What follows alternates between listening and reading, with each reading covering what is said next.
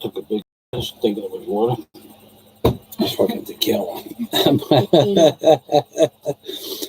You saw me. I did the Illuminati thing because the Illuminati is destroying my channel. Okay, there's no doubt in my mind as to why my view counts. For the people that were on my live stream, Philippine Scenes just donated $8 in super chat to my channel. We were just about to sing to them, and I moved the camera, and the live stream went down. Soon as somebody super chatted me, now that wasn't the reason that it happened. Actually, I'll tell you what the reason was. The camera is on this. It's on the lip of this computer screen. Okay, and it's on a clip. It clips onto here like this. All right. What happened was when I turned the camera to face Daisy, who was sitting up here, I pushed the lid of the computer screen down about 3/4 of an inch by accident because it's not, it's not very tight, the hinge. And when I pressed on the hinge, the computer screen went down and shut off the live stream. So in order to prevent that from happening again, I'm going to put something in between the computer screen and the keyboard so that can't come down anymore. Okay, that's it. So I just did that. So I'm waiting for people to come back. Blue Rose is back. Hello, Andrew. Okay, so I just explained why that happened. Unfortunately, it did. So Philippine Scenes, we'll wait, see if Philippine Scenes come back. We're going to sing thank you to Philippine Scenes. And in my thumbnail, I did this because the Illuminati, people don't think that the Illuminati is real, but I proved it to be real in my book, Angels on the Ark, and I proved that some faction of what controls this world also controls the Illuminati. In other words, everybody says this faction is controlling the world and that faction, and it's the Vatican, which it is. Let me tell you something.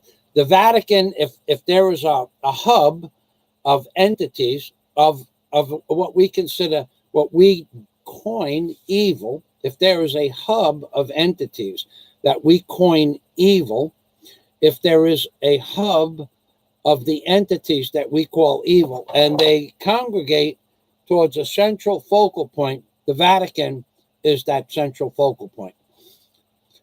There are other places. Good morning, Jack. Again, thank you for stopping by. There are other entities in this world that are so-called held responsible for the wars and the evil that the governments do to us and other peoples, and the evil that they perpetrate onto the people of this world. I have a video up here that our friend Mercury 3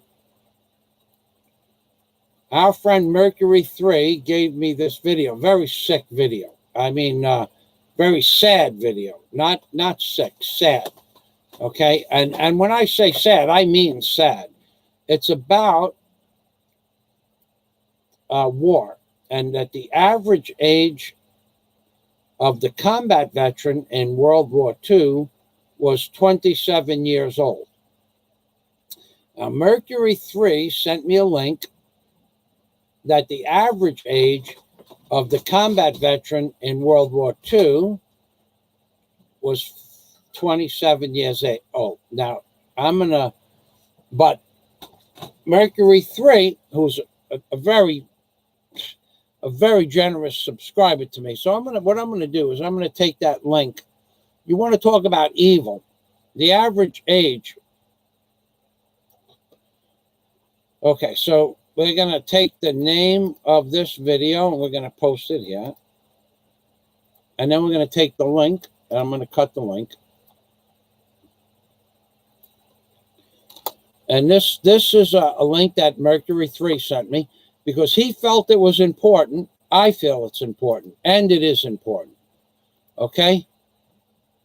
I'm going to bring this back to my live stream. I don't know if Mercury 3 is here.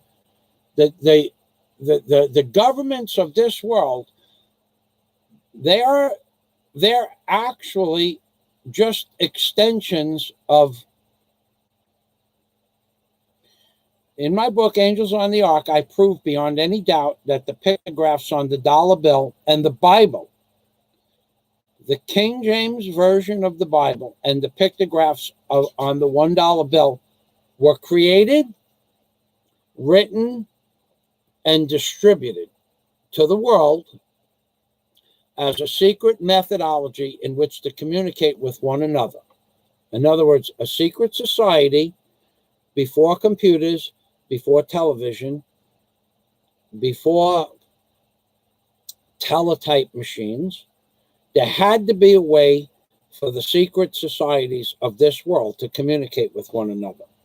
And the way that transpired, now, you could believe what you want. I have 10,000, I have 20,000, I have $50,000 wages that people have never taken.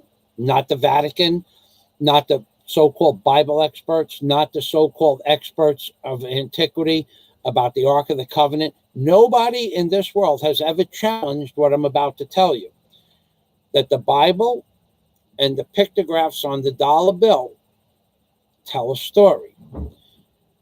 The King James Version of the Bible is written into a storyline on the United States $1 bill. It's not the whole of the King James Bible, but it is the first 17 verses of the book of Genesis, and basically the entire book of Revelation.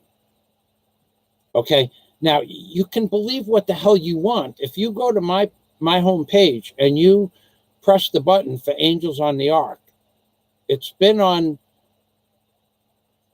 Amazon for $2.99 for 10 years, 9 years now. Okay, no one has ever, not even one time, read the book and challenged any of my concepts, even though I have $10,000 challenges all over YouTube.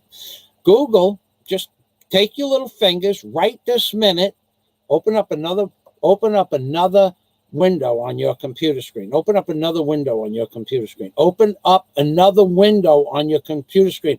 I'm not asking you to do this. I'm telling you to open up another window on your computer screen and listen to my live stream. And in the other window, put in $10,000 Fazio challenge. Go ahead and do it, okay? And you're going to come up to several videos that I unequivocally made. My voice, my channel, my videos are on my channel right now. This channel, Hoodwinked by an Angel. $10,000 Fazio challenge to anybody to prove me wrong. And what I state in the video. And what I state in the video is that on the back of the US $1 bill is a pictograph of the Ark of the Covenant.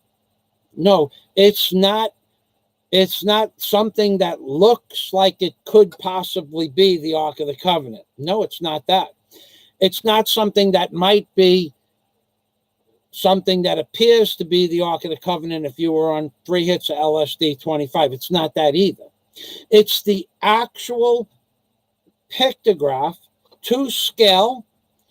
Most people don't know what that means anymore, but if you scale down the real size of the Ark of the Covenant that was given in the book of Exodus, how big to make the Ark of the Covenant and how to make the Ark of the Covenant and how to design the Ark of the Covenant, and you took it and it would be, so many meters in dimension or rods, or there's different, in the different books of the Bible, it talks about the different lengths that we used. But basically, if you take the original measurements in the book of Exodus and you take that and you scale it down, and okay, first you take the original measurements of the Ark of the Covenant and you build the Ark of the Covenant, 1.5 meters by 2.5 meters and 1.3 meters, and you take all those measurements and you put them and you build an Ark of the Covenant according to those measurements.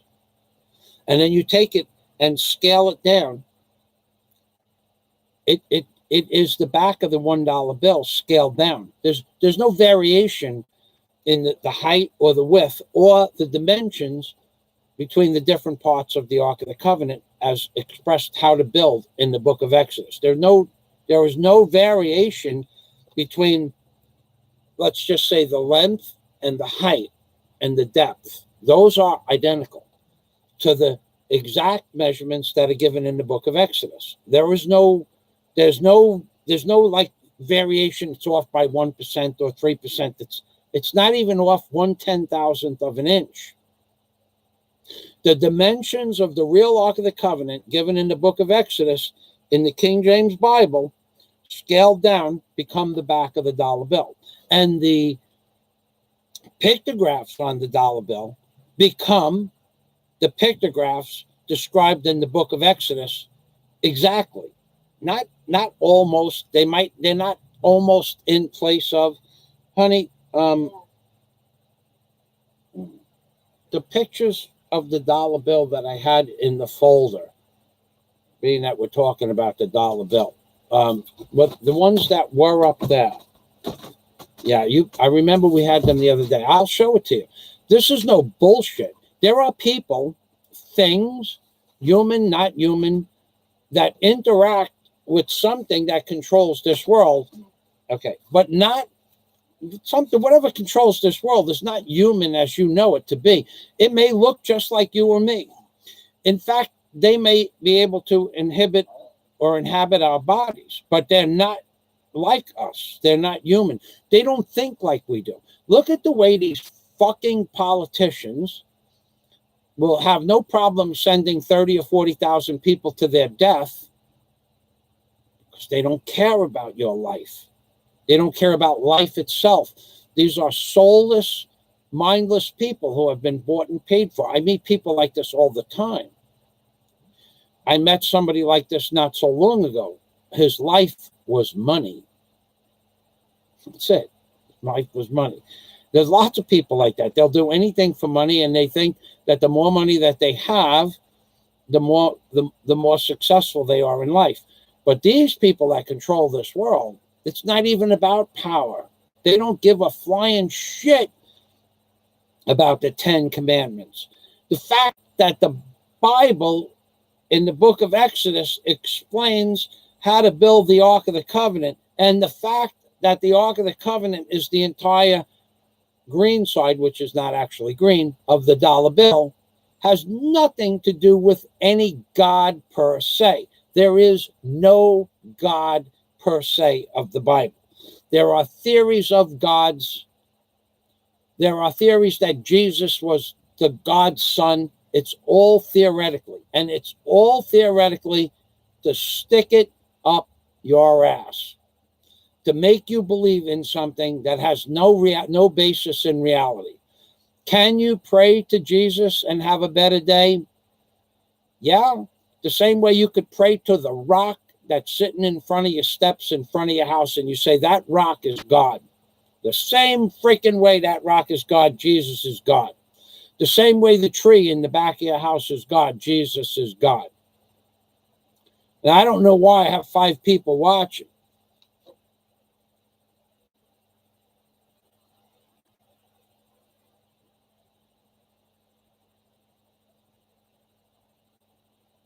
I did reload the page, J-Doll. It didn't happen. I reloaded the page. I reloaded it twice. Nothing happened. Okay, apparently YouTube isn't letting anybody get my notification that I'm back, and I'm sitting here talking about the Bible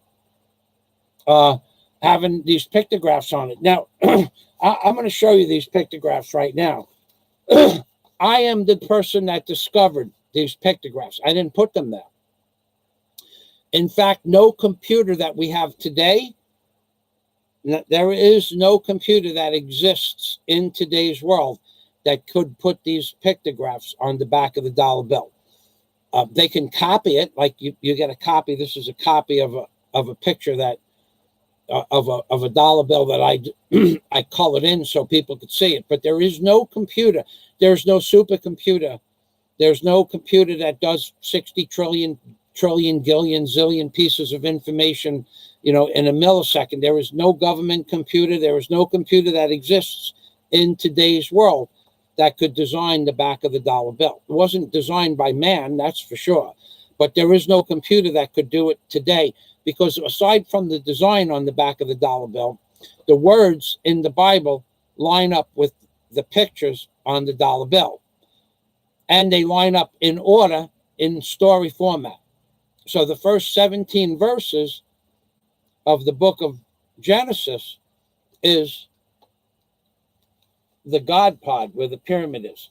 Inside this little area here is the first 17 verses of the book of Genesis, word for word. Inside this, what it's called a compass. This is a compass that I call the God pod. It's a circle. A circle is a compass. It's an enclosed area. Why it has a double line around the outside, why the circle is composed of two lines, you could read the book and find out. But this compass is what's called the God pod, and this compass is what is called the evil seed of death in my book. Okay, because this represents everything in this compass represents life. Nothing in this compass represents death. Nothing. There's water that brings life. There is light that brings life. There are skies and clouds that bring the rain and the moisture that brings life. Under the Great Pyramid, there is a landmass that has three different sized vegetations on it. That's grass, herbs, and the trees. That brings life. Under the banner is called the deep of water. And I discovered this all myself. I didn't read somebody else's blah, blah, blah bullshit story. And I wrote a book about it. Everything in here has to do with life. There's nothing in here that will kill you, except the sun, if you were baked in the sun. But there is also on top of the Great Pyramid, if you take the measurement at the top of the Great Pyramid, the real measurement at the real top of the real Great Pyramid, and you extend the lines up from the sides of the Great Pyramid, and you extend them up to where the platform or table at the top would be. Some people call it an altar. It's perfectly square. In this picture, it looks rectangular. It's perfectly square, and it's 44 feet by 44 feet, because 44 is a big Illuminati number. Just like Obama was the 44th pus stain that destroyed America, because that was the turning point in history where now world's population is being reduced exponentially on a daily and hourly basis. No longer is it every 10 years or 15 years. Their Agenda 2030 is in full swing. No cars for the average person in New York City by 2030. They don't want any housing in rural areas anymore. It's all going to be for the elite to live in. But anyway, the table at the top of the Great Pyramid, when you extend these lines up, is 44 feet by 44 feet. It's an altar of sorts, and I have it written what it's for in my book, Angels on the Ark. In fact, let me go get the link. All right, first of all, I started talking about Blue Rose. Mercury 3 had a link of war. This is how we got on this subject, and how the average war person that was fighting a war in World War II was 27, and then in Vietnam it was 19. Okay, this is a very sad video to watch, but how they're killing us off at an earlier and earlier age. Okay, and they're killing us off in an immense amount of ways. Not so much with war anymore, but famine, drugs, drug addiction, all of this stuff is happening right before your eyes, and they have you bullshitted with puppy dogs and cats on YouTube, while people like me with 19,000 subscribers are getting 40 views on a video. They are fucking you. They are fucking me. Okay? There is no other way to put it.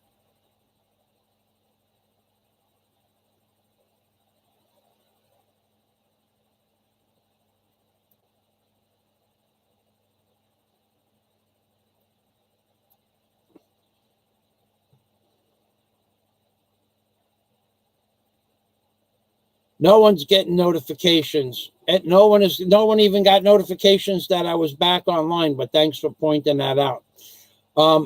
Okay, so Scott says recommends that he buys my everything I just told you is true. Anyway, moving up to the top of the pyramid where the eye, this is not just necessarily the eye of the Illuminati. This is the eye of a God that controls this world. But it's not God per se, like that you understand God to be, where he knows if you've been good or bad, like Santa Claus bullshit, okay? This is the eye that is looking at you from another dimension through the portal. This is called the portal at the top of the Great Pyramid. This is not an eye of God sitting on top of the pyramid. This eye does not exist in our time or our dimension. This eye exists in another time and place, and it's viewing or watching or overseeing, like an overseer, of all that exists outside the immediate area of the Great Pyramid. The Great Pyramid is a remnant from the society that which created the Sphinx and Atlantis and Lemur, and this eye represents their powerful entity that is godlike in our eyes, but not God. Okay. And this side, and this is all in my book, Angels on the Ark. So let me get that for you. Being that I'm not getting any views, I might as well push my book. Now, do not ask me any questions about the book. If you want to know about the book, here's what you do. You buy the book for $2.99 and read the book. Then ask me about the book by quoting a page and a paragraph number. And this way I'll know that you spent $2.99 and that you're not circle jerking me to spend the rest of my life answering stupid questions about a book that cost me $50,000 to write in time and school to go back to, the monies to go back to it. I'll show you this book. This is the book.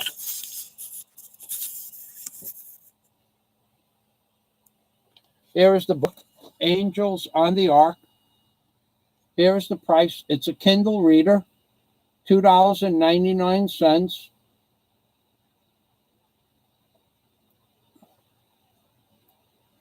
It's called Angels on the Ark, Kindle edition by Michael Fazio. And here is the introduction. What if someone were to tell you that the entire green side of the reverse of the back of the $1 bill was in fact a perfect two-scale replica of the original Ark of the Covenant given to Moses from the Lord God, and that somehow this replica has been placed on the back of the dollar bill? Okay, you'd say they're crazy, and I'll wager you $10,000 that you can't prove that statement wrong. But I will not even discuss that wager with you unless you read the book. And once you read the book, you're going to come to the conclusion that you can't prove me wrong because I'm right. And I made that discovery, just like I made the discovery that in the other compass, everything in this compass, everything in this compass represents life. Now, the fact that this godlike being that's watching you through this portal exists. This is not a story. The people that oversee this planet, that oversee the mining operation of this chunk of dirt, okay? The people that oversee life on this planet, the whales, the people, the bugs, the ants, all that happy horse shit, they create life on this world and destroy it at random, whenever they feel like it. 100,000 years to them apparently is not a long period of time. They live forever, maybe. They're like archons. I don't know. But whatever controls this world, this little eye looking through this portal is them watching us. And on Earth, we have their minions known as politicians, like that piece of garbage in the White House now.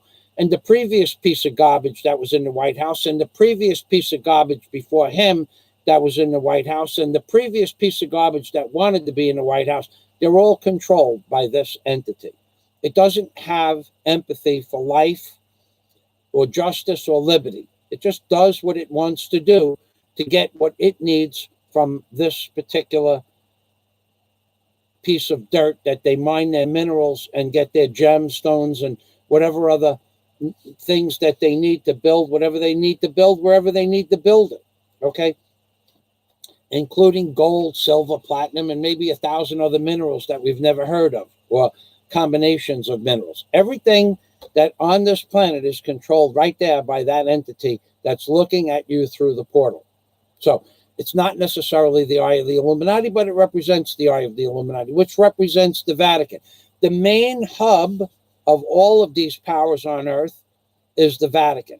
The Vatican is the main hub where all of these people have come together for one reason or another, and they control their parts of the world, and they confer and they make agreements at the Vatican, at places like the Vatican, but that's the number one place. And then the Bilderberg Group and what I call the Dildobergers. The Bilderbergs are the Dildobergers.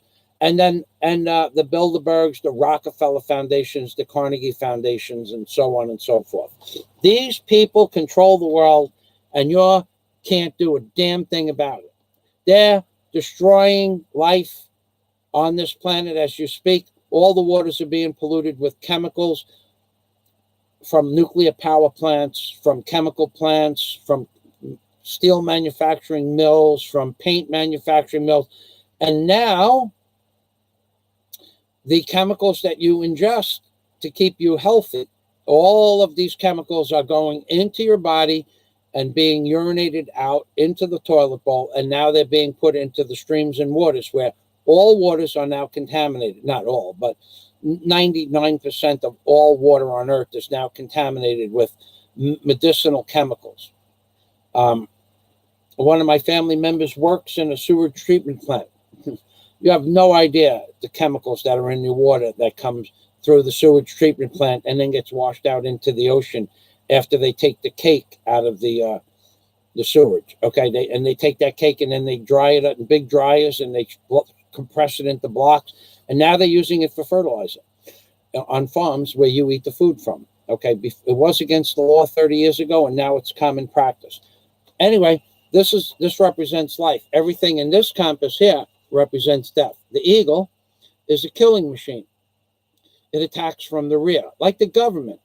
They attack you when you're not watching or can't see them. Above the pyramid is a glory. A glory has light that shines from the central focal point out straight 360 degrees in every direction. Omnidirectional, it's called. Omnidirectional. But over the eagle, that's a detonation. 13 pieces of uranium or material that you can detonate, 13 pieces, which in this case represents a nuclear bomb. And then immediately after those 13 pieces is a concussion wave. And on the outside of the concussion wave is the light wave. This is a flash, a nuclear flash. This is a glory. The glory brings life to the earth, but if you were too close, it would burn you. But this is a nuclear detonation. This brings death to the world. The eagle brings death to the world. In the eagle's dexter claw is a bough of olive branch, but bough is spelled B-O-W or B-O-U-G-H, bough of olive branch. But it can be spelled B-O-W, a bow of olive branch. So that's a bow. In the sinister claw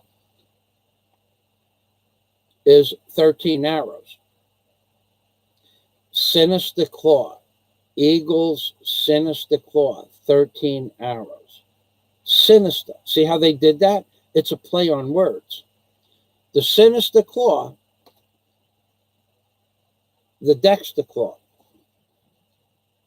a bow and arrows. A bow and arrows is used to go hunting or kill people. This was the original way in which to kill people in a war. Of course, they had spears before that, but we're talking about the beginning of United States. So in the beginning of the United States, back in the 1400s, a bow and arrows was a normal means in which to kill somebody. But now they have nuclear detonation. So you went from a bow and arrows to a nuclear detonation. Go ahead and tell me I'm fucking crazy. I'll tell you you're a fucking idiot. This is true. Okay, I don't give a flying shit what anybody thinks. I don't give a flying shit what anybody says. Nobody has ever tried to prove me wrong. Everything I just told you cannot be disproven. Then they say, oh, you can't prove a double negative. That's all bullshit. Okay, this is the way it is, the way I'm telling you it is. I made this discovery, Michael Fazio. No one ever saw this shit before. Proving to you that this is a bow and arrows and the nuclear detonation. This is the shield of the United States, right? This is what protects the United States. At one time, a bow and arrows protected the beginning of the United States. Even though they murdered millions of innocent Indians, at one time, this shield was protected by a bow and arrows. And that's what they were fighting with. Now, the United States is protected with nuclear energy. Now, you don't believe me that this is an Indian? I'll tell you to go fuck yourself. Go fuck yourself. I'm going to turn this upside down, and I'm going to show you an Indian with a bow and arrows in its sinister index of claw. Here is an Indian's headdress. Does it not look like an Indian's headdress? Does it not look like that? Here is the dexter claw with a bow, and here are the arrows. So here we have an Indian with a war bonnet with a bow and arrows. Go ahead and tell me that's not there. Go ahead and take a dollar bill and turn it upside down and tell me that's not there. And that's just the beginning of that pictograph. Now, let's see what we have here. We have the owl that represents the Bohemian Grove Society. Is this not a great horned owl? Yes, it is. Go to a book of birds. Go to a book of predatory birds. Get a picture of a great horned owl with the big snoot, the big fluffy snoot. Go get a book. Google on YouTube. Do it now instead of just wasting my time with questions. Do it now. Google great horned owl, and you will see an owl with eyes like this and a snout like this, a fluffy snout. These are the eyes. This is the snout, and this is the wingspan. And it protects what I call the evil seed of death and the God pod as a clutch of eggs. It's protecting the eggs. The owl is protecting the eggs, or the nest of eggs. 2 eggs in this case. Itlogs, if you want to say it in Visaya. But why is the owl protecting it? Because the owl represents a society in this world that represents the United States government and or the American war machine. The Bohemian Grove Society is where these people meet on a regular basis to determine the future of the world. With their sickness and all, the Bohemian Grove Owl is where all the powerful people of the world accumulate to make decisions for the future of our world. That's why the owl is protecting the clutch of the Great Pyramid, which represents the beginning of the thought process to create America, and the eagle and the Indian, which represents the end of our society as we know it. Once this information becomes public, nothing that I have done is not truthful, but I did it at a time probably 10 years too late. Otherwise, I would have been more popular than Steven Spielberg. Once the internet took over and realized, once I posted these videos in the beginning, I was getting 1.2 million views on every video in a month. Now I'm getting 40 views in a week on some of my videos. Once Google took over the internet, they just destroyed my view counts. The same videos that were getting 1 million views a month haven't gotten 1,000 views in 9 years. The same videos, same upload, same times, same video. One was getting 1 million views a month, and then when they took my channel down for some bullshit fucking reasons, they didn't get 1,000 views in 9 years. The same videos that got 1 million plus views a month haven't gotten 1,000 views. You don't think that the internet's being controlled by Google and YouTube and the powers that be? Then you're an idiot. So here's the Bohemian Grove Society, one representation of the powers that be that control this world. Flip it upside down, and you have the Skull and Bones logos on the inner sanctum door of Yale University. That logos, that Skull and Bones, when you blow it up, with the owl's head, with the hog-nosed bat's head, and that Skull and Bones is the nose of the hog-nosed bat. Hog-nose, H-O-G. H-O-G. That Skull and Bones represents the Skull and Bones Society, the other society that controls the monetary system of this world in England. Okay? So there you have the two controlling factions of money as the Skull and Bones Society. People like John Kerry and the Rockefellers, they're all part of the Skull and Bones Society. The Kennedys, all of the Bilderbergers, they're all part of that, and they're all part of the Bohemian Grove Society. So those are the two societies that run the monetary system, and that's a real hog-nosed bat. Look up hog-nosed bat. Pictures of a hog-nosed bat. Look it up right now. Don't wait till later. Look it up right now. Picture of a hog-nosed bat. That's the picture that you're going to come to. That's the face of a hog-nosed bat. It's there because those two societies control the world, monetary and the military.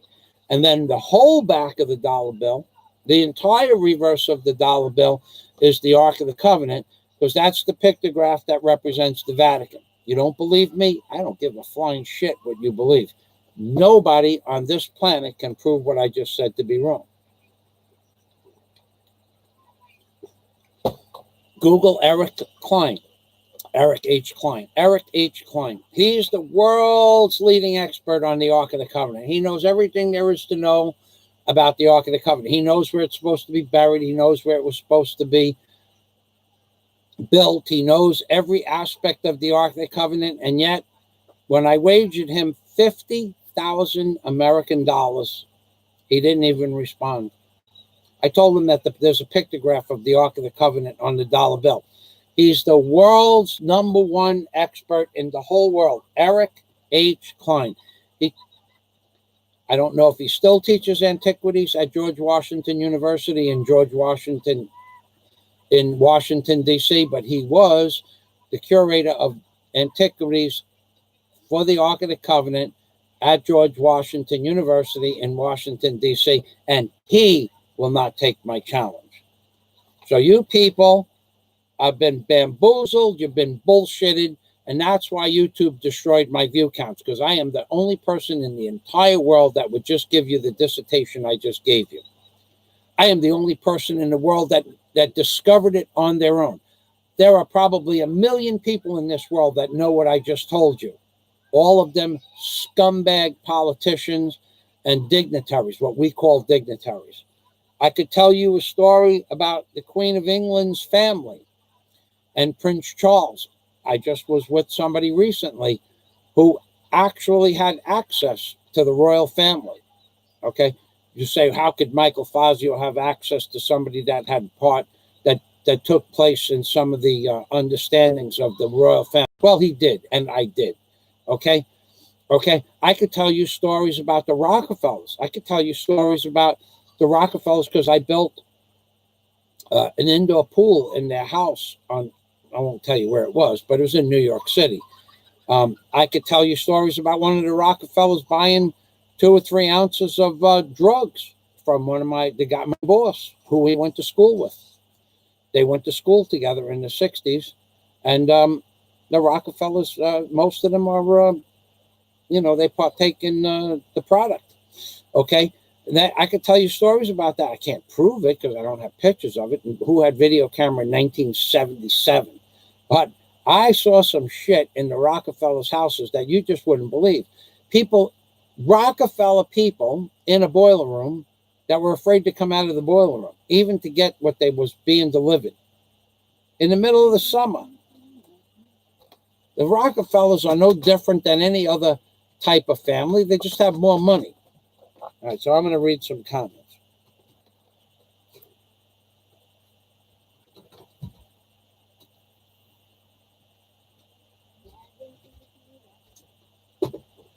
Okay, Warren says, I didn't get a notice that you were back, and I've unsubbed and clicked the bell heaps of times. Right, so people are coming to my channel and clicking the unsubscribe and then clicking the resubscribe bell. Honey, do we have any more of that? What was that, camote? Sing kamas. Do we have any more? Yeah. May I have some? All right, so people, YouTube is just fucking me. It's just that simple. It's not complicated. Why are they fucking me? Because of the information I just gave you.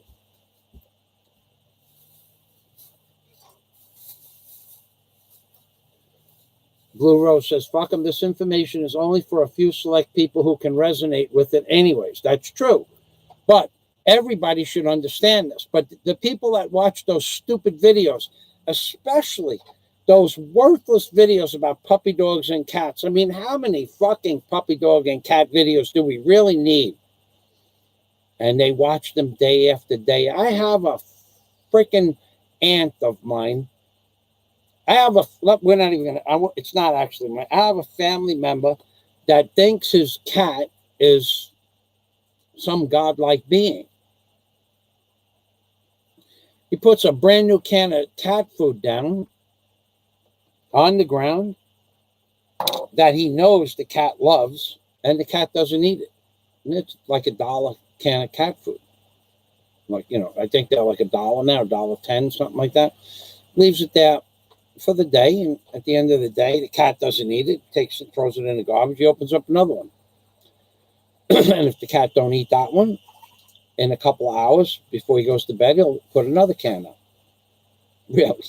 $3 for one cat because it doesn't eat the first 2 cans. That cat, and the cat's obese, beyond obese. It's so fat it can barely walk. I mean, the belly touches the ground. That cat would be on a diet. I'd put that can of cat food there and I would tell the cat, there's your food. Right there's your food. I'd mix it in with some dry food. There's your food. When you're done eating that, then you get another, I'll give you a different flavor. But if you don't eat that, then you're just going to lose weight until you die, for all I care. They'll eat it. That cat, and tomorrow that cat's going to get real hungry. That food's going to get real dry, and they'll eat it. There's not a problem with that. Why would I throw out $1.10's worth of cat food? Because the cat doesn't feel like eating his favorite food that day. And I don't live to take care of a cat or a dog. And the guy that's in Cebu that wants to feed the stray dogs, the ones with the fleas and the mange and all of that shit, I don't understand that process either. I can walk down to the beach right now and there's at least 3 to 5 dogs sitting on the beach scratching. And that's all they do while they're awake is scratch. Those stray dogs have fleas, mange, lice, and all they do is scratch. So you feed stray dogs that are infested with lice and fleas so that they can perpetuate the lice and fleas. But where is the gratification in that? Feeding stray dogs and stray cats. That's the whole reason for the ASPCA to come and neuter them so that they can't proliferate. I have cats out in my backyard now peeing and pooing. I don't want to step in cat poo and come into the house. That's it. But that's what you're... And there are dogs. The dogs will come around and try to eat our garbage. So we have to actually put our garbage in a tray, in a bag, until we can bring it to the garbage man. So an animal can't jump up and get it.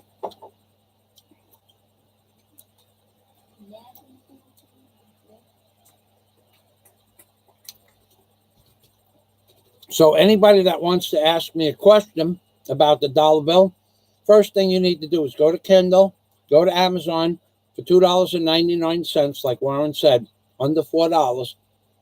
Just buy the book. If you don't have the book, don't ask me a question. If you can't go to a page, pick a paragraph in a sentence, don't ask me a question. I'm not interested in answering anybody's questions about what I just showed you. It's the greatest single discovery by a non-professional, so-called non-educated person in that field. It's the greatest discovery in the history of the world, that I brought all this knowledge to the world that was buried and hidden right in your face for 88 years. And what did they give me for it? They fucked me by destroying my view counts. Those are the people that run the fucking world.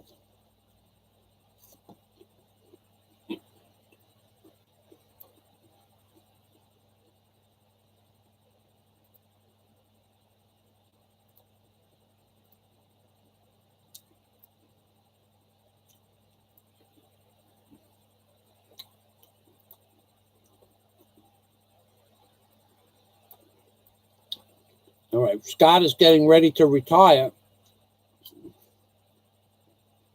Yeah, I don't care about the 6 thumbs down. You see that guy, that worthless blogger in Cebu, in any way, shape, or form, or any of his troll accounts, just block them. Thank you.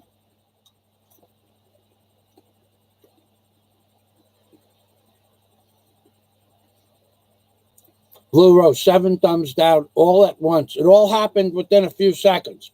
That's a guy who has no life whatsoever. And whatever little life he had has just been diminished because his channel got taken down.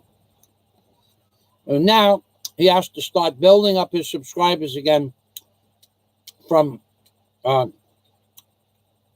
of all, the lies never stop with that guy. He said, I got 50 subscribers in one day. Bullshit. You had an alternative channel with 47 subscribers built in. Now you have 67 subscribers in 6 days. Why can't you stop lying? Why? Anyway, that's the guy who has all these alternative accounts that's given. I had put up 4 videos. No thumbs down, because I put them up at a time when most of the people in the Philippines were sleeping. And when morning came in the Philippines, all of a sudden the videos had 5 thumbs down. Oh my God. Oh my God. Oh my God. How much does that hurt? That's right, Jack.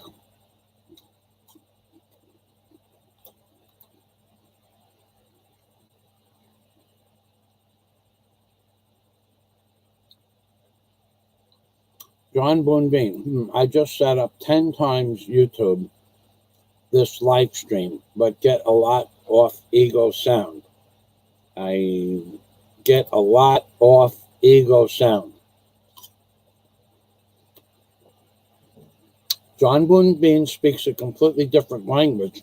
English is not his normal language, and I don't understand what exactly that means.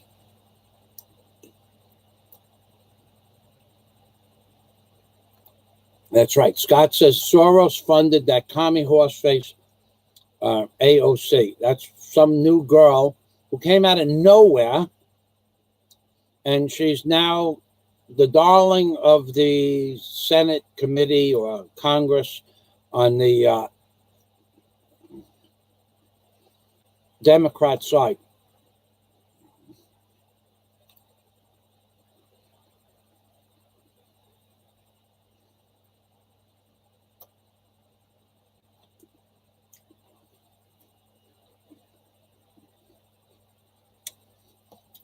John Boone Bean says, even the birth controlling pill, you can find it back in the drinking water. All of the medications are going back into the drinking water.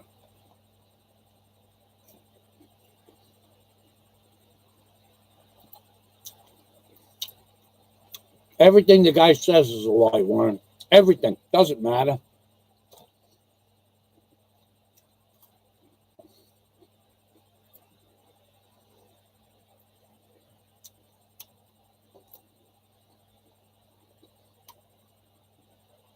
Hand of Seeds. No, I discovered it because of my general knowledge of architecture and mechanical drawing, and the fact that I read the Bible maybe 6 or 7 times from cover to cover, and I found little idiosyncrasies in the Bible that didn't make any sense. And then the deeper I got into the study of the Bible, the more I realized it was written by man. And then intuitively, I knew there was something about the dollar bill that coexisted with the Bible, but didn't know what it was. And then one day I discovered the Ark of the Covenant on the dollar bill. And that's when I wrote my book.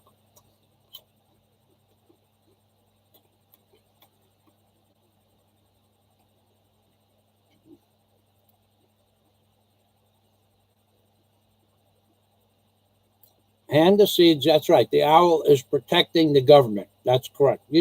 That comment can stay. Hand of Seeds is not against me at all. He understands, for whatever reason, whoever he is or whatever he is.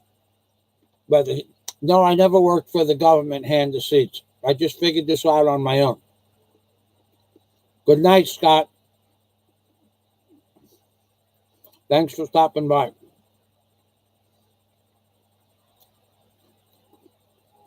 No, Master, I don't give a shit about the United States government and me exposing this stuff. Not one bit.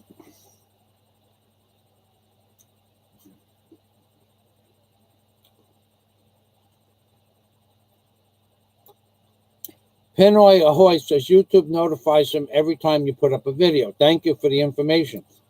But how many, Pinoy Ahoy, if you're still here, how many subscribers do you have?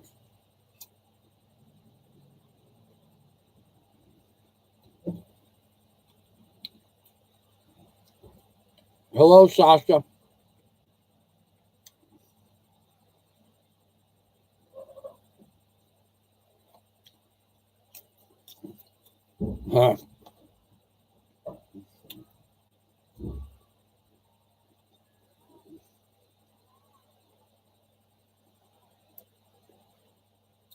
I don't care about the thumbs down. That doesn't bother me. Can you imagine if I got upset about the thumbs down? It's just here's what upsets me is that there is a scumbag in this world that believes by flicking from one channel to the other and pushing the thumbs down button, that is going to affect my life somehow. That somebody is that fucking stupid to believe by having 4 or 5 or 7 troll accounts and pushing the thumbs down, that gets his nut off. And then going to the next channel, the next fake channel, and pushing the thumbs down, he gets another nut off. And then going to a third channel and pushing the thumbs down, that gets another nut off. And by doing that 5 or 6 times, it's upsetting that people like that exist with such small fucking expectations about life, that somehow pushing the thumbs down button 5 times is going to affect my life. It's upsetting to think that people like that exist. The thumbs down don't bother me at all. It's upsetting to believe that there are people that stupid to believe that they affect somebody's ability to live a life.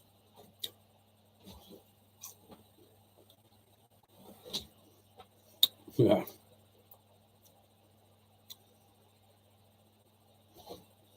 Echo sound. Ah, John Boone Bean explained that he was getting an echo of my live stream. In other words, YouTube wasn't posting my live stream properly. Thank you for explaining that, John Boone Bean. Okay, Pinoy Ahoy answered my question. Thank you for that. He has 21 subs.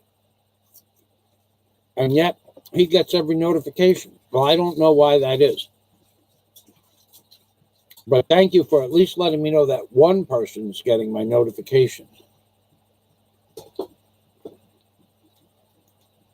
Warren gave me that information. Thank you, Warren. All right. Now, I had you on 10 times. 10 windows, maybe. Well, thank you, John. Okay. So, with that, let me tell you, what did we do? Let's see what I did. Here's an interesting piece of information. When I was in New York, I could borrow a computer a few hours a week. The person who lent me the computer did not like lending his computer to me. Okay, people are very fussy about that. Nothing in the man's computer that would could harm him. I did not search through his computer, but nothing in the computer that there's no pornography or nothing like that for sure. But I know the guy for a long time. But he did not like lending me his computer, so I only used the computer to transfer. When I have a 128 SD cards in my GoPros, when they got full, I would borrow the computer and move the videos from the SD cards to my external drive. And I would get the computer at like 3:30 in the afternoon, and by 6 o'clock, he would be saying, "Can I have the computer back?" And I'd say, "No, I need 7 hours to transfer 200 gigs of information, of videos." So, but by 11 o'clock at night, he had the computer back in his hand. So I didn't have much time to upload videos. And I didn't even try, because I was just going to upload the videos when I got to the Philippines.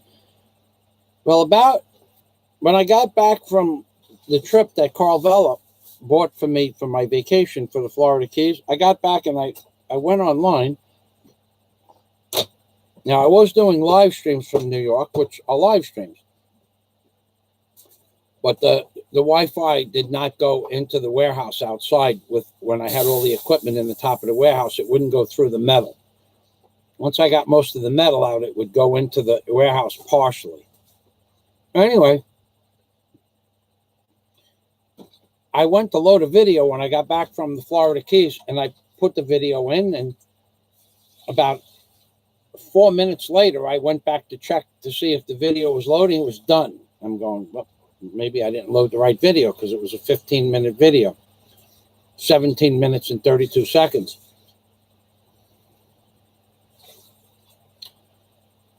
I'm going, how can a 17-minute and 32-second video load in 4 minutes? Well, that's how long it took to load. This morning, I had to cancel the video that I was loading.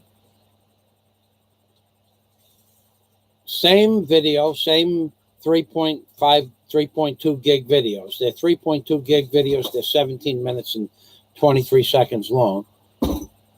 I had it uploading for 2 hours and 15% loaded. So that means I have to take 6 times 15 is 90. 7 times 15 is 105. I have to wait 7 times 2 hours or 14 hours for one video to load, because YouTube is fucking me. They cut my bandwidth down to where it takes me 14 hours to load a 3 gig video. Now, is it YouTube or is it the shit internet in the Philippines? Could be either one now. But the average time that it took me to load a 17-minute and 23-second video in the Philippines before 3 weeks ago. 3 months ago was 4.5 hours. So what used to take 4.5 hours to load a video is now going to be 14 hours. 14 hours to load a fucking video. Why? Because YouTube is fucking me. That's why.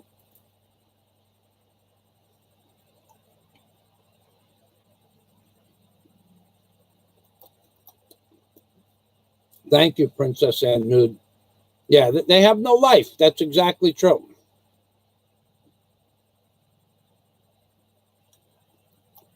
So John Boone Bean has 5G network. I didn't have 5G network in New York. I had 4G. 4G took 4 minutes to load a video that is going to take me 14 hours now. I should have bought I should have bought a damn computer just to load videos. I didn't think it was going to be that much of a difference. Honey, do we have any pancit left? No more? Okay. You want me to cook the kangkong with egg? Yeah, I'm done with this. Well, are you hungry? That's so. Then, all right, I'll wait until you get hungry and then we'll eat.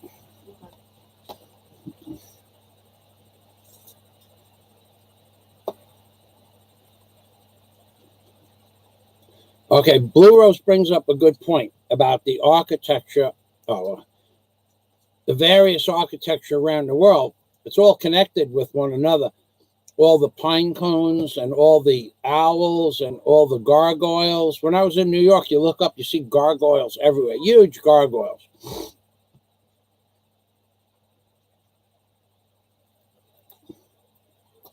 Okay, so Blue Rose is aware of entities that project their thoughts into people's minds, which is true.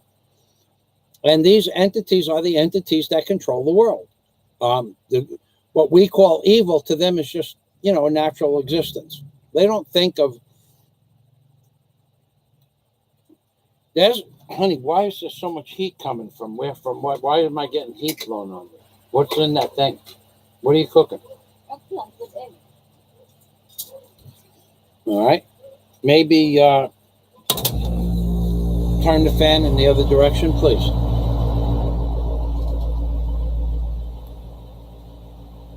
Various art. Okay, so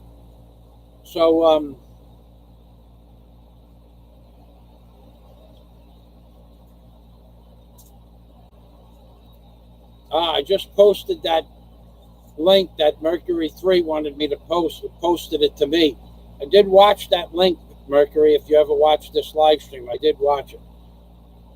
Not only are those architectures from around the world all connected with one another, even though the people back then didn't have newspapers or computers, they were all somehow, there was a lot of connections in the way they designed stuff, not just because of the mathematics of it, but because they were receiving information from an otherworldly nature.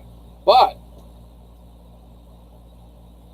most of the world's great structures are located on the chakra points of the earth. Like, a little known fact about the World Trade Centers is that my dad operated one of the tugboats that brought most of the fill and the equipment that dredged out. Okay, there used to be a bulkhead along Battery Park, and the bulkhead existed, and that's where the landmass of New York City stopped. Okay, then they wanted to extend out several hundred feet in front of the World Trade Centers to build other buildings. Oh, I'm going to tell you, remind me to tell you about the story about building number 4. You want to know how the government fucked you? How they killed all the firemen and the police? I'll tell you a story about building number 4 that you won't fucking believe, yet it's true. So my dad brought the barges and the cranes in, and that dug up and excavated the land outside where the World Trade Center was going to be built. And they took millions, not hundreds, but millions and millions. Maybe the water level there maybe the water depth might have been 30 feet, in the Hudson River. Well, they took out hundreds of millions of cubic yards of material, and they excavated it out down to rock. Now, the excavated material was then transferred out in barges to other places, and they dumped it out in the ocean. The sludge, the silt from the river, that's useless for building upon. All the silt, all the old pilings, all the old ships, all the old debris, all that shit was excavated and then dumped out in deep water in the ocean, in real deep water, 1,000 feet of water. Just dumped. They open up a scow float that holds 2,000 metric tons of debris. They fill up the scow, they bring it out to the ocean, they open the bottom, it all sinks down to the bottom of the ocean. They had no EPA regulations then. But then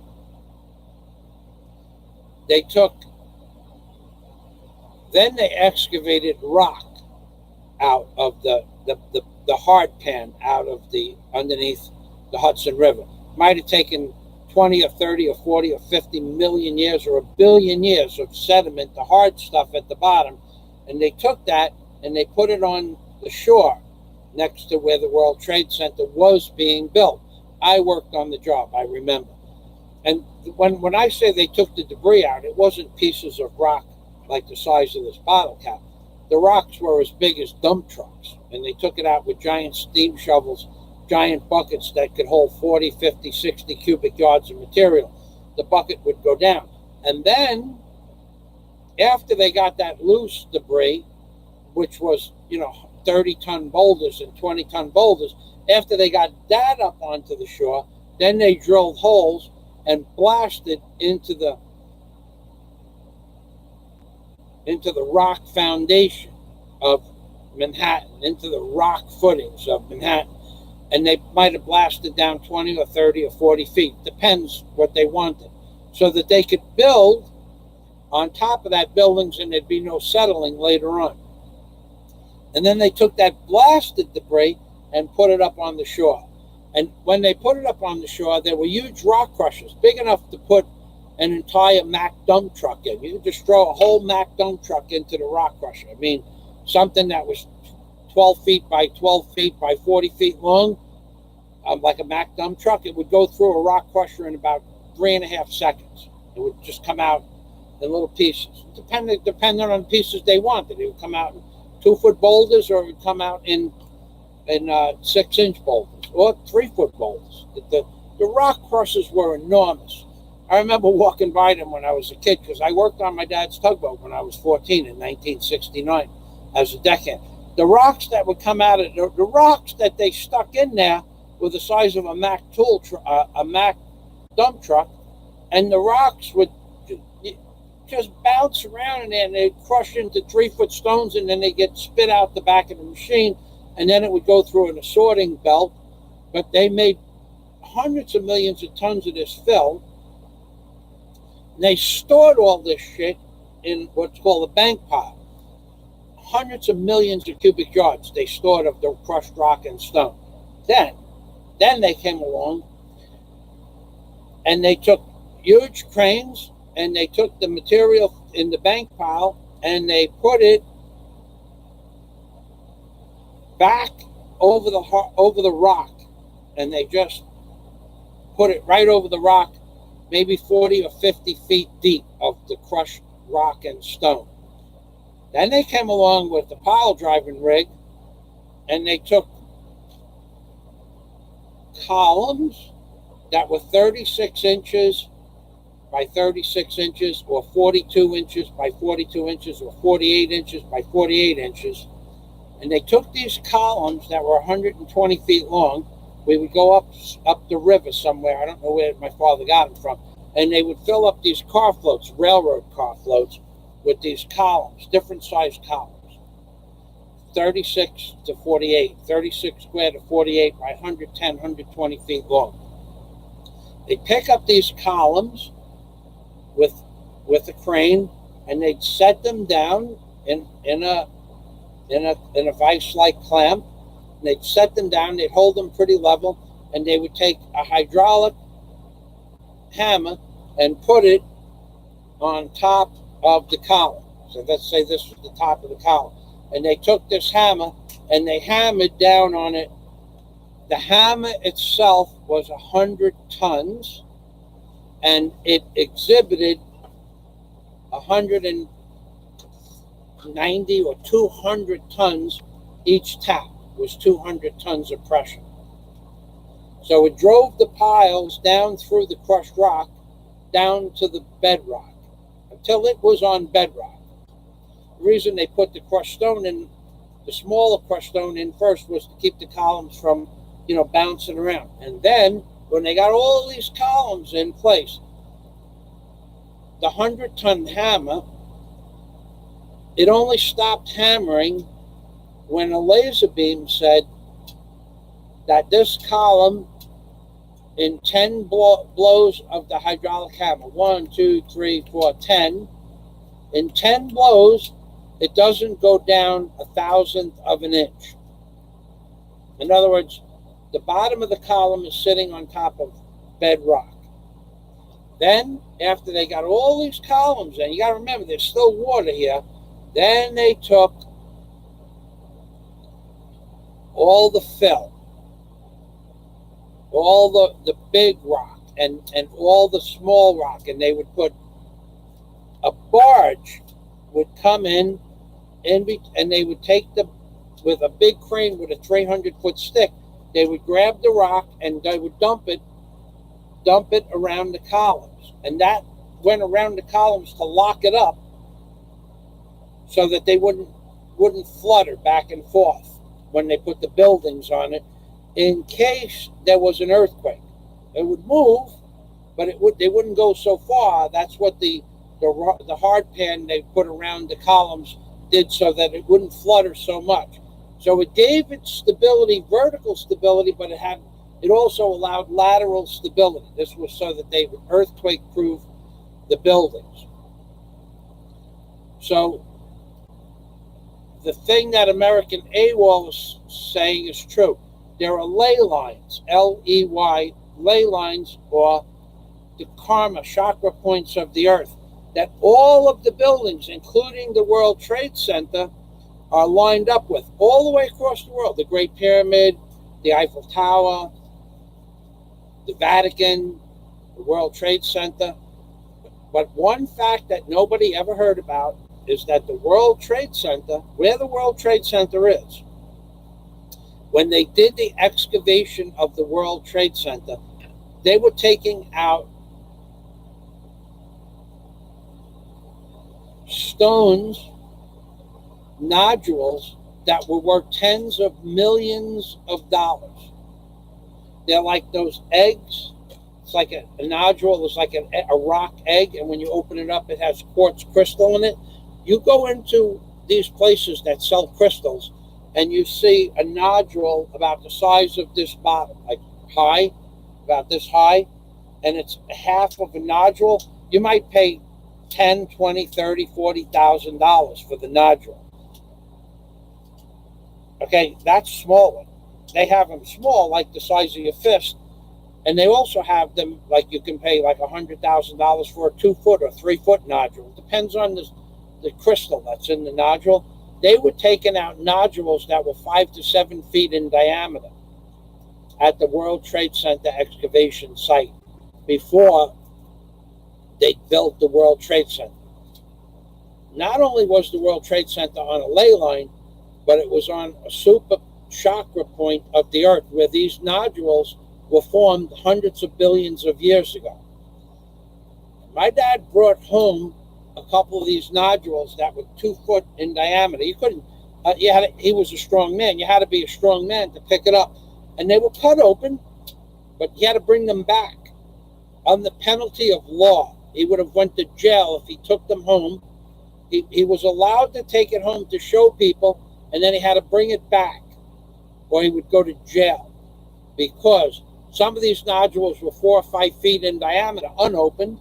And if you cut them open, they would be worth hundreds of millions of dollars. We're talking about billions of dollars of these nodules. You know what the United States government did with those nodules? They put them in the rock crushers. There were so many of them, it would have made the nodules around the rest of the world worthless. Same as they have diamonds stored. If they allowed all the diamonds to hit the market, diamonds would be worthless. It would just be glass. Well, those nodules were so many and so big and so valuable that the United States government came onto my dad's job site, and while the cranes were picking these nodules out, the CIA or FBI or whoever was in charge at the time guarded them in huge piles until the cranes could pick them up and put them in the rock crushers. And that's what they did with billions and billions and billions of dollars worth of nodules. Nobody knows about it. Nobody ever heard about it, but I saw it. Okay, so that's how evil the United States government is, because it would have reduced the value of nodules down in the world to next to zero. Now, I am sure that they kept some of them, like the rich people or the people in charge of this world. I'm sure they kept some of them, but the average American citizen never heard about it, never saw anything about it, never read about it, still to this day doesn't know about it, and yet it's true. There were millions and millions of these nodules that they grinded up. All right, so let's see if there's any new comments. No. Yeah, so American AWOL says they were ley lines. They're power lines that just like chakra points of the body. And on the chakra point of the, well, American AWOL said they might have been sent to China. I saw them dumping hundreds of tons of these things into the rock crushers, but I'm sure they kept some of them. I'm sure that the powers that be kept some of it. I don't, I mean, there's no way to know what they kept and what they don't keep. Just like, so now we're going to go back to another interesting point. So I'm in New York City. I have a really cool upload of the New York City 9/11 Memorial located on Spring Street. You can look it up. I have a 1.5 hour video in segments about the memorial and the fire engines and also the names of the people that died on the wall. Actually, I found a friend of mine that I grew up with, but he died there. So I'm in New York City, and I'm talking about how the government itself did 9/11. I'm talking about, there's no speculation about that. It's a fact. And who am I talking to? Let me try to remember who I was talking to. It was a woman. Okay, it was a woman. I can't tell you who it was, but actually that guy is a member of my YouTube community. Very, a close friend of mine. I forgot. I was talking to a member of his family. Okay, so I'm standing there talking, and she's an older woman, and I'm talking about how that that 9/11 was a government. Oh, I know. She's going. Not only that, but they made it happen. They did it. She knew about the radar being shut off. She knew about Dick Cheney. She knew about Bush. She knew everything there was to know about every politic. And then I'm going, and all these firemen, this was before I went to the memorial. I only went to the memorial because of her. And all the firemen that got cancer and the police officers that they say they didn't have any carcinogenics, I'm doing a video on the scumbag that lives down the block that knew about the carcinogenics and said there weren't any. I'm going to do a video on that motherfucker too. And that knew about the carcinogenics and said there were no carcinogenics when asked by the news stations. And he was in charge of one major part of the cleanup, the DEP aspect of it. And he said, no, there's no carcinogenics. And that motherfucker, he knew that Bill. Oh, so does anybody know? I'll ask you a question. I'm coming to that. Now I'm out of New York City. I can do whatever the fuck I want. Does anybody know what Building 4 was? Or what was inside Building 4 that was destroyed? during the catastrophe that the United States government perpetrated onto its people. And then this scumbag said there were no caustic or hazardous chemicals in the debris. Does anybody know what was inside building 4? No one's going to tell you what was inside building 4. I don't even know if you could Google it. I think I haven't tried to Google it because it's the first time. Building 4 destroyed 9/11. Let's see if it says it. Okay, so here we go. We got I'm showing results for building 4 destroyed during 9/11. All right, let's see what we have here. What buildings collapsed? Let's try that.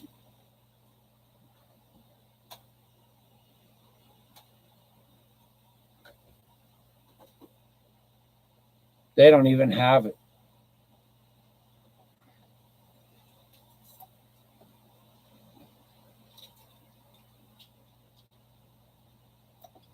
Research buildings 3 through 6 damage. All right, let's try that. This account has been suspended.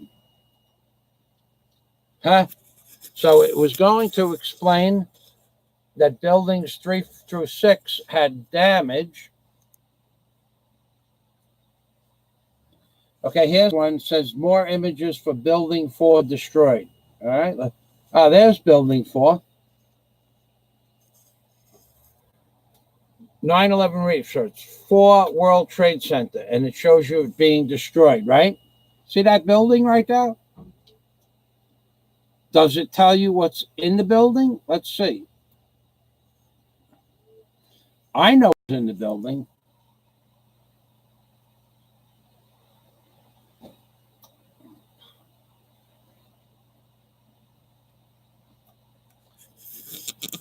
All right. No, it doesn't say. I'll read it. Let me see. Let me see the live stream. Let me get back over here. No info on it. Okay, you know why there's no information on it?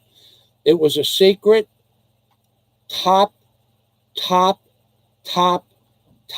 security. You ain't going to believe this. Gets me sick to say it. It was one of the highest security laboratories for chemical warfare or genetic warfare in the world was located inside Building 4. One of the most secret laboratories for genetic warfare, chemical warfare, and biological warfare was housed in Building 4 in the whole world.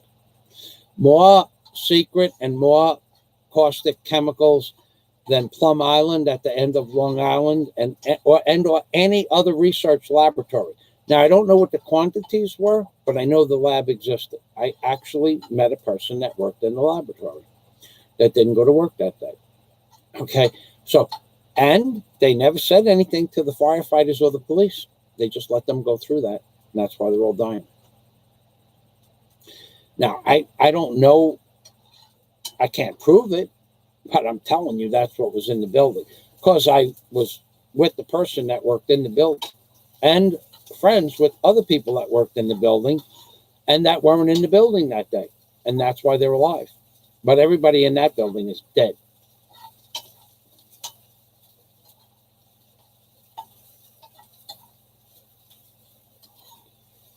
Now the Building 4 was one of the most highly secretive, top secret biological genetic warfare laboratories in the world, right in the heart of the World Trade Center compound. And when I asked the woman if she would let me interview her, because if you ever saw this woman, you'd say, holy shit, listen to this woman go. She had every detail, every possible, what was on each floor. She knew the laboratory. She knew all of that shit. I can't mention her name. I can't mention who she is. I can't mention anything about her. But that's what she told me. Now, Can I prove it? No, but I've known this woman since I'm 5 years old. Okay, so this is not somebody that I just met 3 weeks ago. I had no idea who she was. She was just the lady across the street that used to buy me a nice Christmas present every year.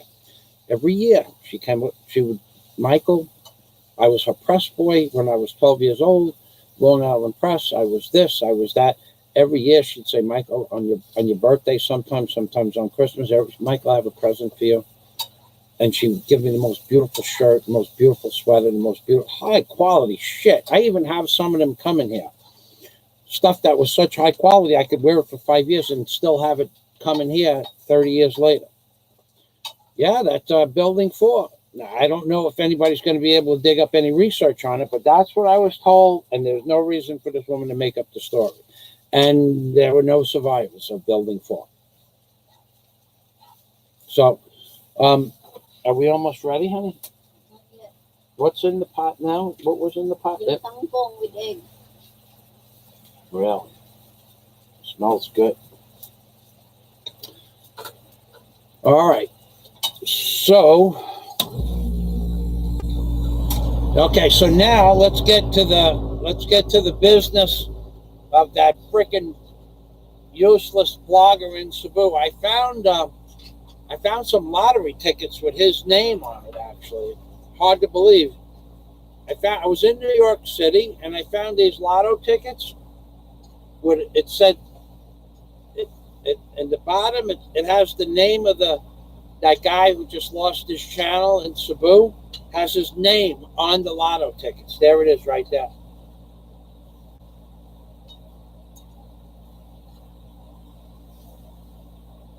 First and last name of that guy who lost his channel in Cebu.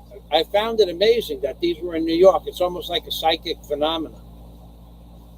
Couldn't believe it. And these numbers above are coded to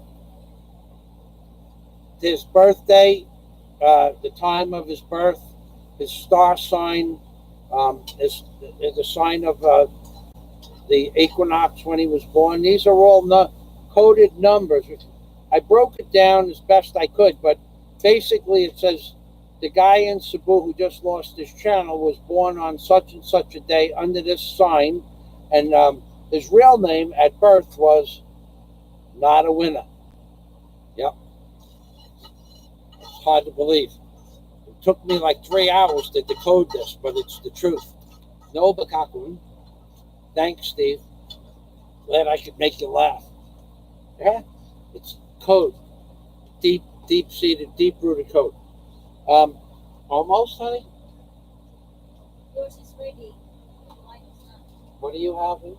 Eggplant with egg. Mullignan. Mullignan is Italian for eggplant with eggs. And I am having tangkong. Tangkong with eggs, steaming hot, by the way. All righty. Honey, did you put the tools away? What those? Did you take the suitcase I brought from New York with the tools in it and put it in the... No, not yet. Okay. But you hooked up the battery charger to... Yeah. We got to get that piece of equipment. It's got to go back to the rental company. We got to get that out of here. God gives me a piece of equipment with the batteries that are dead. I'm going, the batteries are dead. He goes, well, charge them up. I'm going, why is that my job to charge up your... Why don't you buy a decent set of batteries for the damn thing? And I got them charged up, but they had to charge up 3 days to take a shot. Philo, I'm doing okay. I just wanted to let you know that I broke another code besides the code on the dollar bill. I broke a code. I was in New York City and I found this lotto ticket and I saw a pattern recognition for these numbers here. So I ran them through a computer that I was using online. It's like what is that called? The supercomputer, the Craig Systems 3 supercomputer. And these numbers actually represent a blogger in Cebu who got his channel taken down. And it gives you the sign of his birth underneath, like, Aquarius or Sagittarius. It gives you the moment he was born and where the stars were at the time. This isn't just a regular lotto ticket, and it printed it all out. I have it on another sheet of paper, but it also gives you his real birth name. This is the guy in Cebu who had his channel taken down for abusing other people and threatening other people. And here's his real birth name on the lotto ticket itself. When you break down the numbers, couldn't believe that I found this, and that at the same time I had access to the supercomputer that would break down his personal information and his existence here on this flat plane that we live on. So I'm doing well, and I noticed that they're destroying your view counts, Philo in the Philippines. I noticed that they're destroying your view counts. 197 views on a great video like you had today. In 8 hours, 197 views. You should have had 2,000 views on that video in 2 hours. Jeannie, good evening, Rabbi. What is your take on Condoleezza Rice? She's a piece of fecal tissue with arms and legs. She's a liar. She covered up Benghazi. Everybody knows this. Maybe it's old school. Maybe you're young and you're just getting around to Condoleezza Rice. They're all liars, every one of them. Every single politician you've ever heard about or read about, including Trump, including Jared Kushner, including this guy Barr, including Clinton. Every single one of them are exactly as equal, evil, and deceptive as every other one. Trump has not kept a single promise. Philo, here's my view counts from this morning's videos. Okay? Thank you, Gene. Philo says, yeah, it's weird. A lot of people are saying that the views are down. Yeah, well, YouTube just kicked in a new algorithm in the last 48 hours. Philo, I posted 4 videos. Well, now it's going on. I posted them starting yesterday morning, New York time. 4 videos. I posted every 45 minutes to an hour until I posted one up until at 12 o'clock, 12:30. Because that's the time people watch videos. And all 4 videos are all normal videos. No politics in them whatsoever, in the title or in the videos. One is about quality in hotels, where I gave them the highest recommendation possible, and I viewed their continental breakfast. It got 29 views in 11 hours. That's bullshit. That's bullshit. One is about Lancome beauty products, where I gave them the highest recommendation, the highest possible, talk involved with Lancome beauty products and Too Faced chocolate beauty products. Got 29 views, 29, 24 views respectively. One and the other 2 got the maximum view count was 44 views in 19 hours. It just went up to 44 views. I looked before. 44 views in 19 hours, all normal videos. That's how much YouTube has fucking reduced me down to 40, 30, 39, 28, 27, 29, 34, and 40, 44 views in 19 hours. In a regular normal video discussing the quality of a hotel and giving them the highest possible rating. That's what fucking YouTube has done to me. 44 fucking views with 18,500 subscribers.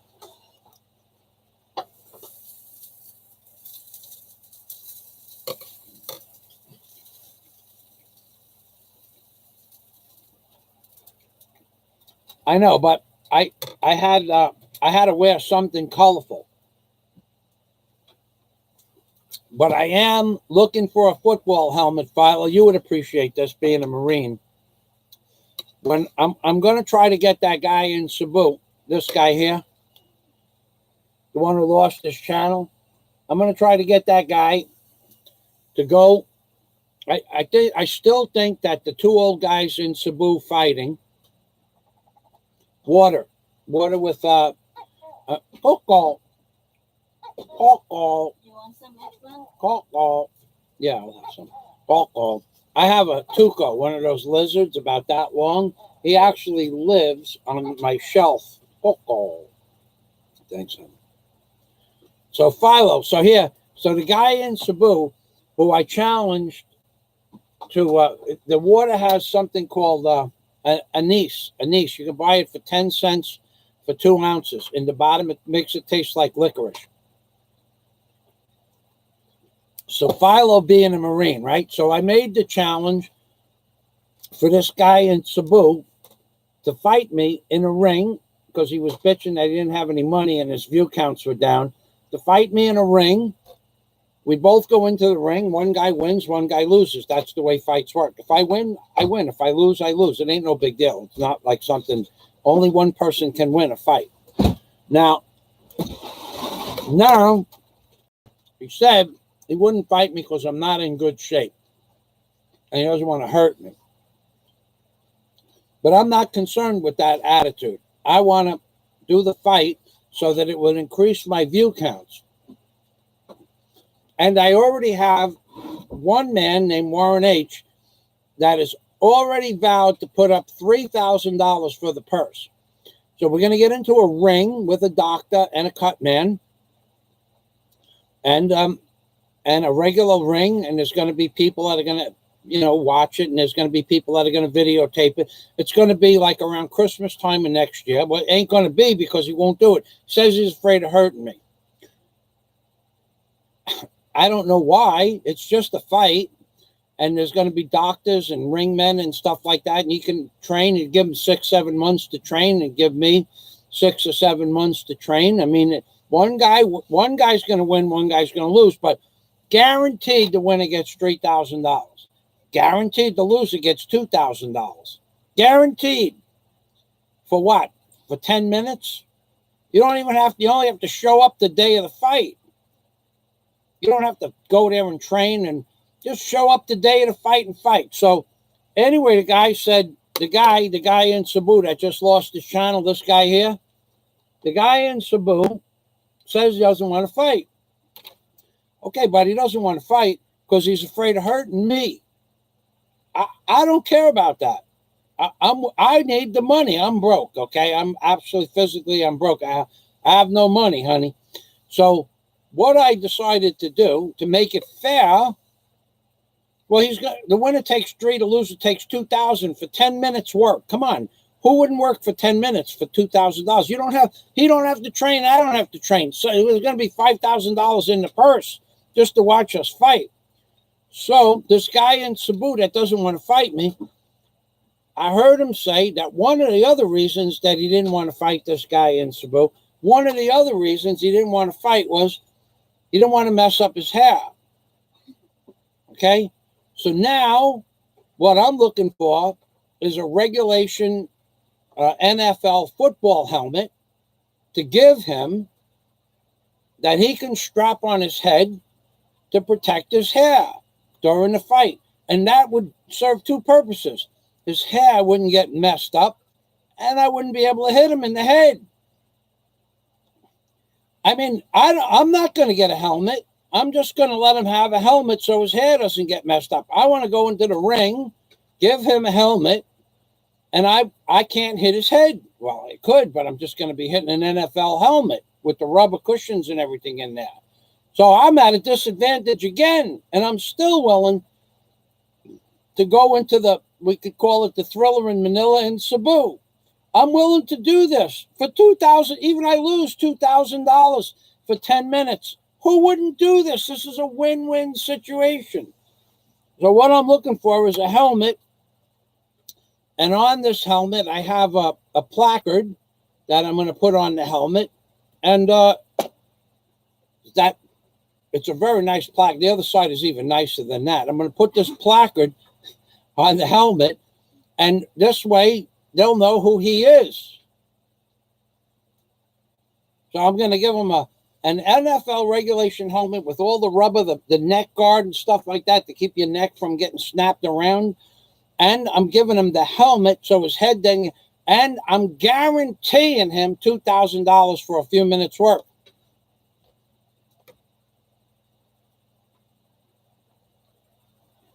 I'm sure there's a football helmet in the Philippines, but the guy won't fight. He doesn't want to fight. What can I do? I can't make the guy fight, but I can offer him $2,000 for a few minutes work or three if he wins. And he apparently thinks he can win, even though his name is not a winner. Even though he thinks he can win, maybe he can win. And who cares if he can win? You go into the ring, no one knows if they're going to win or lose when you walk into a ring. It doesn't. The greatest fighters of all times walked into rings and got lost unexpectedly. And unexpectedly, fighters that had no chance won. It's a crapshoot once you go through those ropes.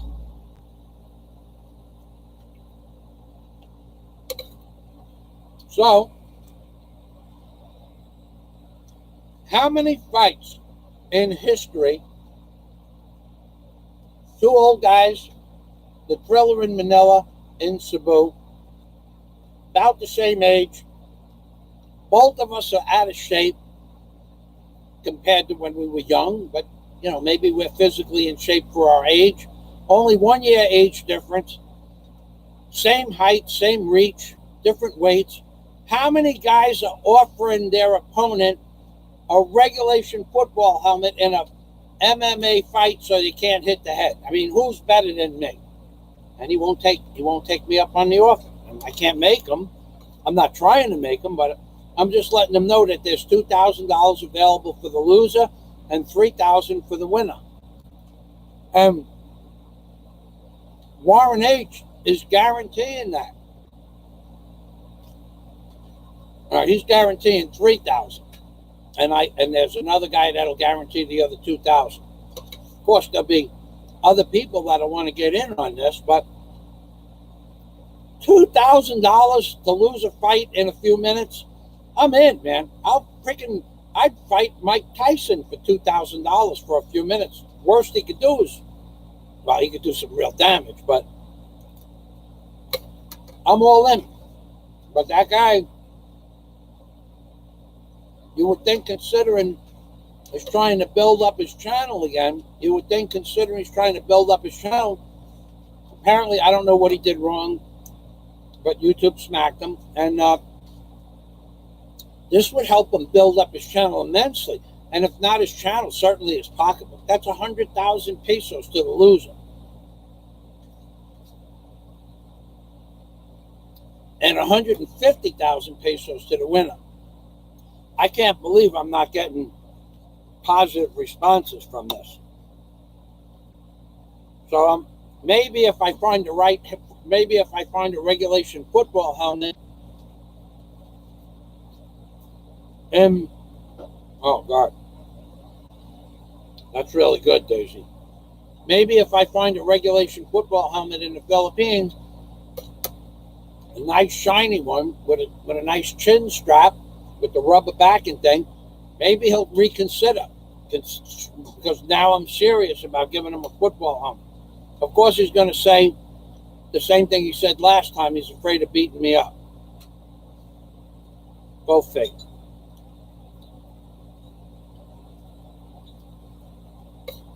Anyway, this video series started because of Philo in the Philippines getting such shit view counts from YouTube. I'm looking at this video that Philo made, which is a great video, great upload. Nice ambiance, high quality video, supermarket packed full of every possible product you could possibly imagine, a mall with every kind of food. But I wouldn't eat mall food anyway. I ate mall food. Mall food. Where did we go? To S&R Mall? No. Remember that big mall we went to in Cebu, honey? SM. I went to the SM Mall, right? Oh, the food here is great.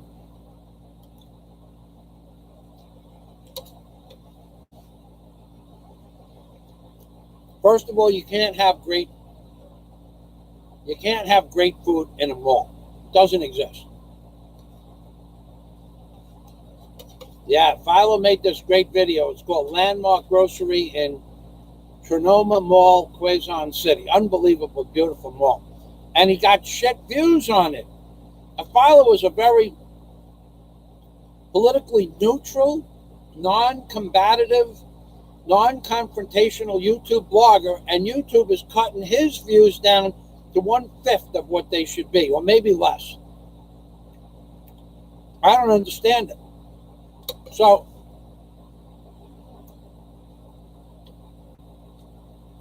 I went to a mall, SM Mall in Cebu, back in January. The food, this is fun.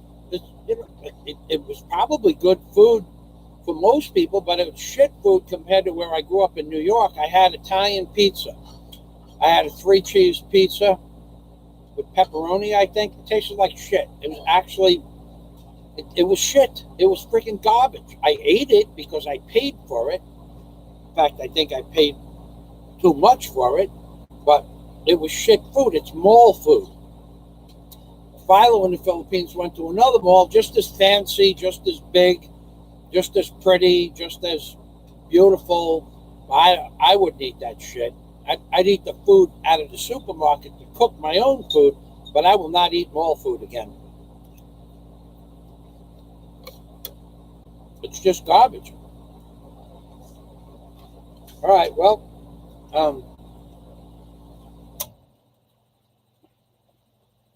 this moulignon, Daisy, this is freaking delicious.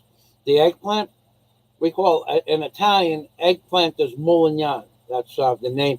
Like you call gulai vegetables, in Italian, the eggplant is called moulignon.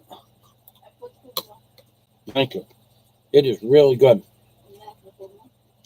So, for anybody that's here, and there's not that many people here, Philo in the Philippines runs a great channel, much better than me when it comes to Philippines blogging. I pretty much got out of Philippines blogging. I have about 250 YouTube videos that I'm going to post of New York City, of places like 125 Word Street, where you get your birth certificate, 31 Chamber Street, where they have all the confidential records of the government at 31 Chambers, only the outside of the building. You can't videotape inside. The financial district and or the law district, the court, the downtown court building. I didn't go into the building. That place is just pure evil. It looks evil. Video of the outside of the Jacobs Javits Federal Building. Yeah, those were a lot of old videos, but I don't do that much traveling around the Philippines anymore. I still have some good uploads but like I said, YouTube is reducing my really Daisy. If Daisy wasn't editing videos and mostly her face mixed in with some of my older stuff, I would be. Well, now, like I said, I just posted 4 videos and got 40 views as a maximum amount of views on 4 nice videos, my 4 last uploads. YouTube just has it in for me because I tell the truth. And I don't think it has anything to do with other bloggers flagging my channel, because there was the guy in Cebu, he was proud to take down Warren H's channel. Why, I don't know. Why would you be proud to take down another man's channel? I don't understand that. What would make you proud? How is that being proud?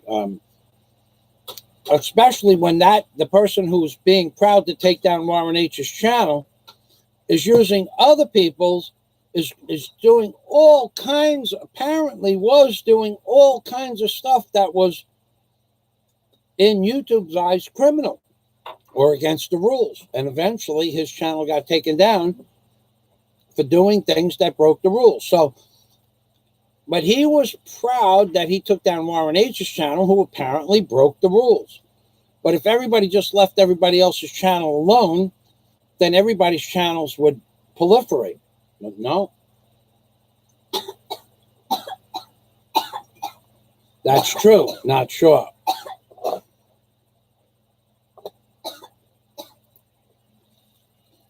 Yep, that's true. Thank you for pointing that out.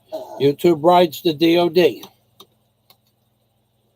All right, well, I'm going to try to get another piece of this eggplant, which is delicious. Eggplant and eggs it is, honey. And what else? Garlic. Onion and garlic. Butter. I use butter. Ah, the special ingredient.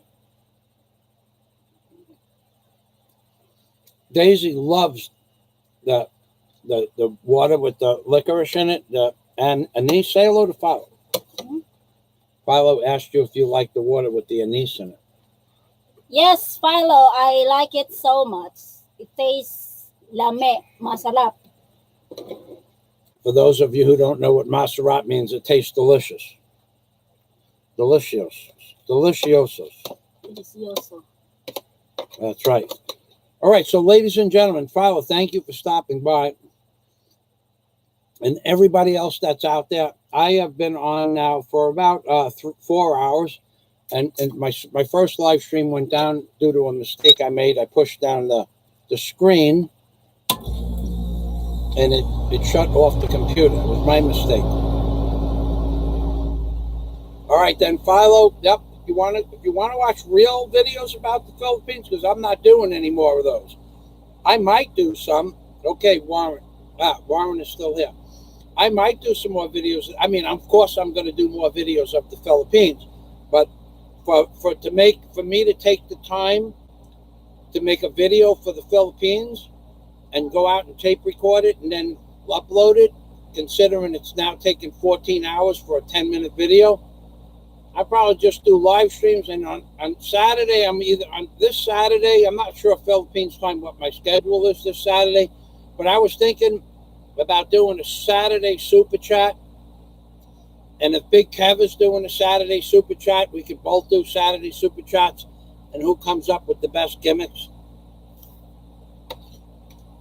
Thank you, Steve, 250901. I do have a few gimmicks that I haven't showed.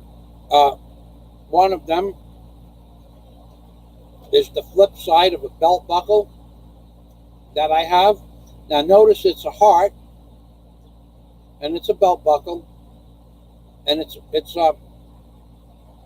just a big piece of junk metal. But on the other side of this belt buckle is something very special. And if I do the Super Chat Saturday or the Super Chat Sunday, I might show you the other side of this belt buckle. I may not. It's just a piece of junk metal, but what's on the other side is pretty interesting.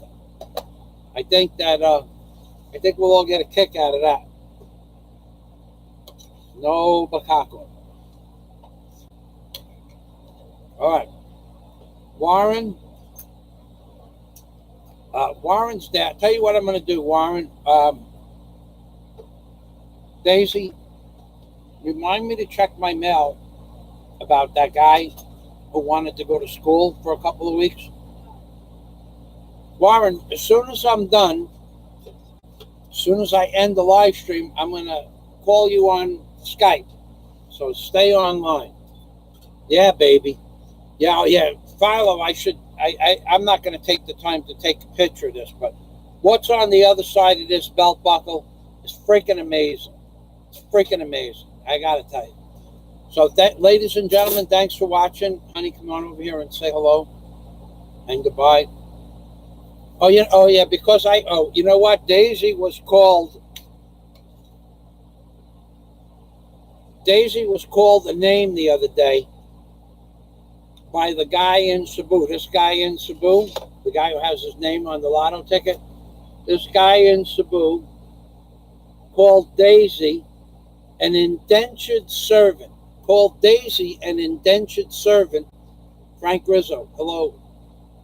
The guy in Cebu, this guy whose name is on the lotto ticket, called Daisy an indentured servant because I asked her to sing a song for my viewers.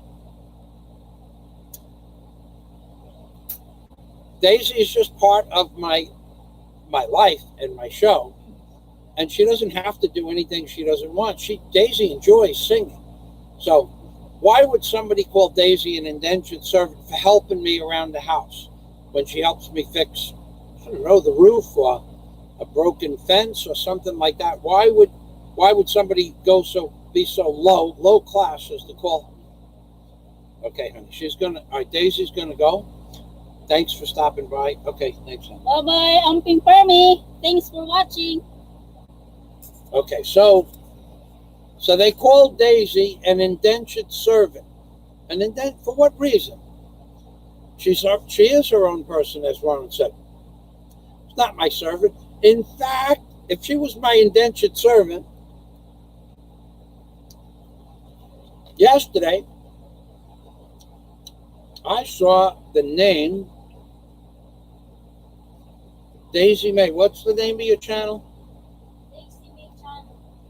Daisy May Channel. Okay. Anybody out there, Google Daisy May Channel, and become a member of her channel. Because I'm going to allow her. I want her. I've been talking about it for a year to start her own channel. Thanks, Steve. That's true. But yesterday I saw Daisy May Channel. I don't even know the name of the channel. Apparently, Daisy May started a channel that I didn't know about. Now, if she was my indentured servant and she started a channel that I didn't know about, thank you, John Boonbeam, then I would be upset. I told her a year ago to do it, and I realized yesterday that she did do it. But if she was my indentured servant, of course, I would have known everything about it. I want her to do it. I want her to get 1,000 subscribers, and I want her to do her own super chat and her own show. So if you guys can we Google that, honey? Oh, hold on.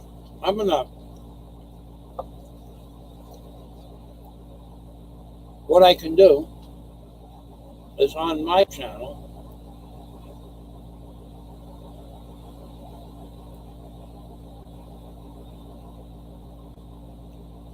I'm going to go up to the top.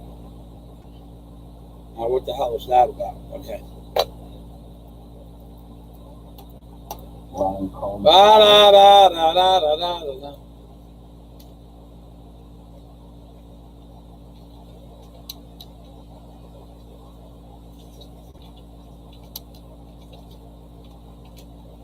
I'll get you the name of the channel. I'm going to open up a video. All right, this is what you're looking for. This picture right there. Right now she has 10 subscribers. Okay, so I'm going to cut that. I'm going to go to my notepad. I'm going to paste it over in my notepad. All small letters, Daisy May Channel. And